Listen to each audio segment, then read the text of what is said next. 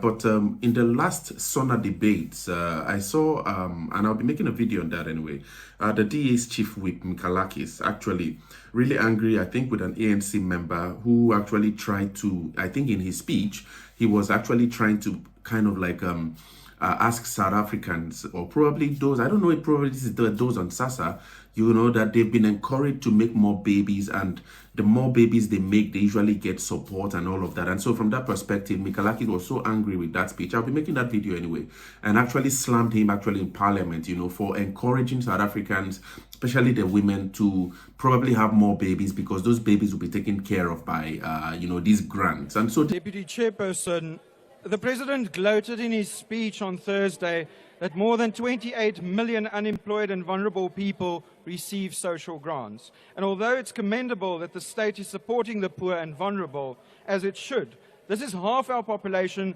that cannot even buy a bread without relying on the state for help. And then you send here from the Northern Cape a Premier who last year said people in his province should make more babies so that he can get a bigger slice of the budget. You, Honourable Premier, should make more jobs and less or fewer ludicrous statements. South Africans do not want to be grovelling and begging at the feet of the government, and they certainly do not want to be told what to do by a government. And on that topic, Madam Speaker, the NHI, although the Minister of Health has not spoken today, I think he's said more than enough to last us all a lifetime. But the President did touch on this in his speech. I want to say to the Minister, the pioneer of the NHS in Britain was a Labour Party minister called Nye Bevan. Minister, you think you are another Nye Bevan, but you're only halfway there, because this idea is half-baked. This is why you lost 4% and more in the poll directly after you signed it into law, Mr. President. The South Africans want to be free to choose, free from government interference. Mr. President, yes, they want a basic standard of living, and the DA wants this to happen. But South Africans do not want to pay for it with their freedom, to become forever at the mercy of a big government. As far as Deputy Minister Zikalala is concerned, you tried so hard, but you came up short. Demotions to the rank of deputy are always painful, but it's been 6 months. Get over it, man. And see it as a learning curve. If you watch carefully what Minister McPherson is doing, you might one day be a good Minister of Public Works yourself. If I then turn to the opposition, Deputy Chairperson, let me quote Honourable Malema, and I can't believe I'm being reduced to quoting the Honourable Malema, but stranger things have happened in this House. A quote from December 2024, Honourable Malema said, "To work with President Zuma is to stab yourself in the back because he is not honest." In this rare moment of enlightenment, the Honourable Member has stated clearly what we've been saying for years. Because listening to the MK speakers, I should think that it was hardly possible to state the opposite of the truth with more precision. Puppeteered by the very man who benefited from the arms deal and saw the initial decline of the Defence Force and presided over its gradual further decline, how hypocritical is it that you can come and pretend that you're on the side of our soldiers? The same man oversaw state capture and then appointed the first ever impeached judge with a history of poor judgment in law to come and preach justice for all. Irony is supposed to be funny. This is just vulgar hypocrisy. Order. Honourable Member, could you please rise so I can see who it is? On what rule are you standing, Honourable Member? Honourable Speaker, I rise on a point of order in terms of Rule 85 of the joint rules.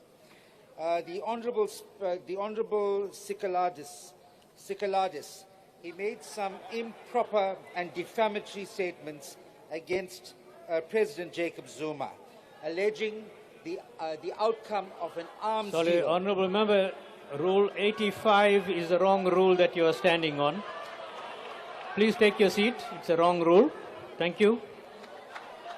Continue, Honourable Member. Which rule book are you looking at? Rule 85. Of which rule book? The joint rules. I'm just wondering. I'm referring to the National Assembly. No, this is the joint rules that will apply. The joint rules. Okay, Please take your seat. Thank you. Thank you. Honourable Mikhalakis. May continue. And finally, we have the small parties who one by one came to tell us in a few minutes each how to govern, when the most they've done up to now is to destabilize every government they've ever been a part of, with not a single leadership election between a lot of them. Precious democracy there. Mr. President, we need to create jobs and growth. Our DA ministers have begun creating exactly this. That's why you could brag about mostly their achievements on Thursday. And good for you. Now the rest of the cabinet must come on board, and urgently, so the entire government can take this country forward. I thank you. Thank you very much, Honourable Member. The next Honourable Member is Honourable Mokoena. And so this whole grant mentality, if you remember on this channel, actually I've been speaking a lot about it and actually arguing on how Gaten McKenzie argues that these grants in South Africa have made South Africans in a way unable to dream because they feel that there's a kind of like dependence. 350 rand, which when I convert to the currency I know very well in euros, it's 17 euros. 17 euros sometimes when I walk across the streets of Norway or Denmark, or maybe when I travel to Germany, 17 euros could actually get you probably just a few groceries, especially now with inflation, if a few groceries, so to speak, like I could maybe last you for some days, 3, 4, 5 days, or if you're really tight on your budget, at most 1 week and a few days, and that's gone. But it's not something that it's kind of like a scene like should carry someone for 30 days, a whole month. But this is how, in a way, and I've been seeing a lot of black people with video, like a lot of black South Africans are beginning to come out to really argue and step up and say that blacks should stop depending on grants. A lot of black South Africans are beginning to kind of like wake the people up and actually arguing that more productivity is needed. It appears that this whole grant thing makes people so lazy, and at the end of the day, when they get the grant money or something, they end up kind of like almost squandering it all on alcohol, and there's no production in the land. And many of you actually think that, this channel is actually a way to kind of like be in a way be negative on South Africa. But no, for me, I'm an Africanist, all right? That's first. Most times I usually think that if there were no nations, I would be what they call a continentalist, all right? So the health of the African continent for me is extremely important. And you see, when we go through the research in the papers, we see that South Africa has, I don't know if probably it might be dropping now, but it has still the highest GDP in Africa. And do you know what makes that happen? Why that happens? It's because of business. South Africans have, really fine businessmen. Amidst other factors, anyway, it's just not business, but there are other things involved that make South Africa, have a high capacity for productivity.